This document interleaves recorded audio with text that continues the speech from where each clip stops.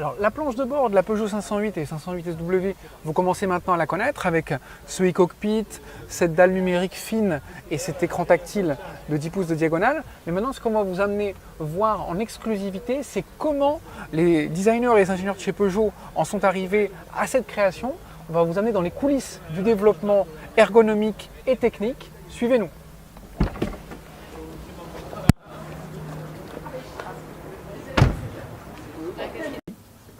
Retour en 2013 avec le premier développement de l'intérieur de la Peugeot 508 et 508 SW. On est dans une maquette physique dans laquelle on a déjà le petit volant du e-cockpit. On a déjà une idée assez précise d'où sera installé l'écran tactile avec sa dimension.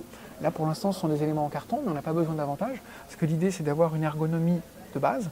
L'idée c'est de pouvoir toucher les éléments sans décoller l'épaule du siège. On a les sièges, on a également les différentes cotes, notamment la hauteur de pavillon, la position de la baie de pare-brise. Ça permet d'avoir un référentiel assez pertinent et puis en même temps c'est un développement qui se fait en parallèle avec du numérique. En 2014, le développement prend une nouvelle dimension. À l'extérieur, c'est une Peugeot 308 et pourtant à l'intérieur, ça commence à ressembler à une 508. On a des matériaux spécifiques, on a une planche de bord qui commence à ressembler à celle que sera la version de série de la 508. Donc on a le grand écran, on a ici la dalle numérique déportée vers l'avant, le petit volant. Ici on a même une ébauche de la console centrale avec un maquettage qui n'est pas là pour faire de la qualité perçue. On est vraiment là pour donner les fonctions de rangement. On a différentes postes ergonomiques. Commence à s'approcher de la 508. C'est un outil qui permet de faire du développement donc, qui roule sur route ouverte.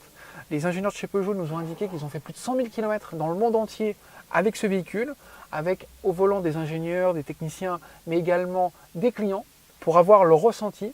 Et ce véhicule-là, il permet de rouler en toute discrétion parce que, comme on l'a vu de l'extérieur, c'est une 308 qui ressemble à une 308, tout ce qui est le plus banal.